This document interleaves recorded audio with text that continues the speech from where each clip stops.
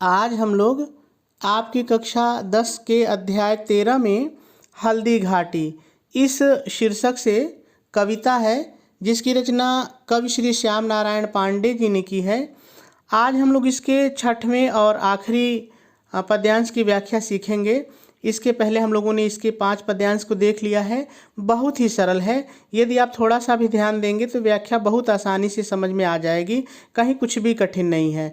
सबसे पहले हम लोग इस पद्यांश को पढ़ते हैं और यदि इसमें कोई कठिन शब्द आया है तो उसके सरल अर्थ को देख लेते हैं, फिर व्याख्या करते हैं।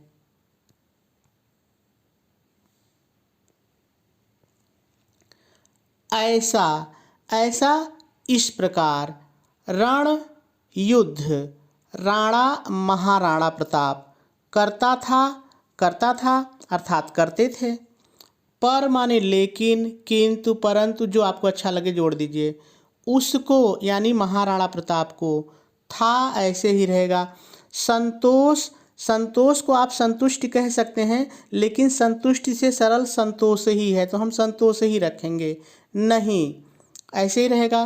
क्षण क्षण, प्रत्येक क्षण, आगे बढ़ता था सरल है ऐसे ही रहेगा। वह ऐसे ही रहेगा यानी महाराणा प्रताप के लिए आया है। पर यहाँ आ चुका है, किंतु, लेकिन, परंतु, जो भी समझ में आएगा। कम सरल है, होता था यह भी सरल है। रोष माने क्रोध गुस्सा, चाहे जो ले लीजिए। नहीं ऐसे ही रहेगा। कहता था, ये महाराणा प्रताप जी के लिए आया है कि महाराणा प्रताप जी कहते थे। लड़ता, लड़ते हुए। मान, देखिए यहाँ पे मान शब्द को ध्यान दीजिए, 2 अर्थ है। एक मान का अर्थ है सम्मान और दूसरे मान का अर्थ है मुगलों का सेनापति मान सिंह। ठीक है, ये दोनों अर्थ आप ध्यान में रखिएगा, दोनों का प्रयोग व्याख्या करते समय होगा। कहाँ ऐसे ही रहेगा, प्रश्नवाचक शब्द है। मैं, महाराणा प्रताप अपने लिए कह रहे हैं। कर लूँ सरल है ऐसे ही रहेगा। रक्त माने खून या रक्त ही आप कह सकते हैं। स्नान माने नहाना होता है, स्नान कह सकते हैं। कहाँ पूछ रहे हैं कि कहाँ है, तो व्याख्या में इसकी ज़रूरत वैसे नहीं पड़ेगी। जिस पर, जिस पर यानी जिस मान सिंह पर। तय माने सुनिश्चित, निश्चित या सुनिश्चित। विजय हमारी है, सरल हैं तीनों। वह अर्थात वह मान सिंह, मुगलों का, मुगल सैनिकों, मुगलों का यानी मुगलों का ऐसे ही रहेगा। अभिमान, अभिमान या घमंड, कहाँ कहाँ है। तो सभी कठिन शब्दों को हम लोगों ने देख लिया। अब हम लोग को इसकी व्याख्या करनी है, लेकिन व्याख्या करने से पहले थोड़ा सा संदर्भ और प्रसंग की बात कर लेते हैं, फिर व्याख्या करते हैं। तो यदि संदर्भ की बात करें तो मैंने जब आपको इस पद्यांश का पहला भाग पढ़ाया था तो वहाँ मैंने संदर्भ आपको बताया था। वह संदर्भ इस पूरी कविता के लिए है, तो आप प्लेलिस्ट पर जा करके पहले भाग से संदर्भ देख सकते हैं।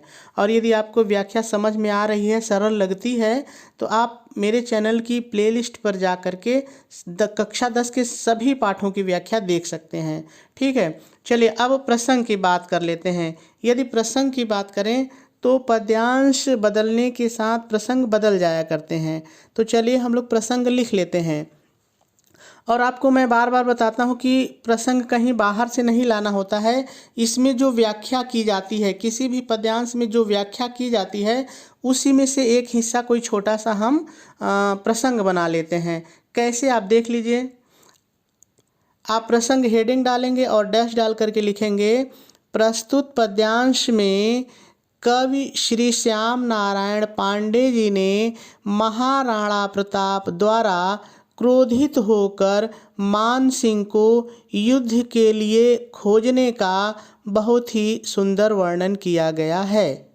और आपका प्रसंग पूरा हो जाएगा। चलिए अब व्याख्या की बात करते हैं। आप व्याख्या हेडिंग डालेंगे, डैश डालेंगे और शुरू में पहले आपको अपनी तरफ से जोड़ के लिखना है। अपनी तरफ से आपको क्या जोड़ के लिखना है, ध्यान से सुनिए। प्रस्तुत पद्यांश में कवि श्री श्याम नारायण पांडे जी महाराणा प्रताप के पराक्रम का वर्णन करते हुए कहते हैं। अब आ जाइए काव्य पर। कहते हैं, महाराणा प्रताप इस प्रकार से युद्ध कर रहे थे कि, फिर अपने जोड़िए, संपूर्ण हल्दी घाटी का मैदान हाथियों, घोड़ों और शत्रु सैनिकों के नरमुंडों से पट गया था, किंतु उनको फिर भी संतोष नहीं हो रहा था। वे प्रत्येक क्षण युद्ध भूमि में शत्रुओं का संहार करते हुए आगे बढ़ते जा रहे थे, किंतु उनका क्रोध कम नहीं हो रहा था। पूर्ण विराम लगाएंगे और आगे लिखेंगे, महाराणा प्रताप युद्ध भूमि में लड़ते हुए कहते थे, मेवाड़ के सम्मान को चुनौती देने वाला मुगलों का सेनापति मान सिंह कहाँ है? मैं उसके रक्त से स्नान कर लूं। पूर्ण विराम लगाएंगे और फिर आगे लिखेंगे, जिस मान सिंह पर हमारी विजय सुनिश्चित है, वह मुगलों का अभिमान मान सिंह कहाँ है? फिर आपको अपने से जोड़ना है, मेरे रहते हुए मुगलों का उस पर अभिमान करना सर्वथा व्यर्थ है। और आपकी व्याख्या पूरी हो जाएगी। चलिए अब काव्य सौंदर्य देख लेते हैं।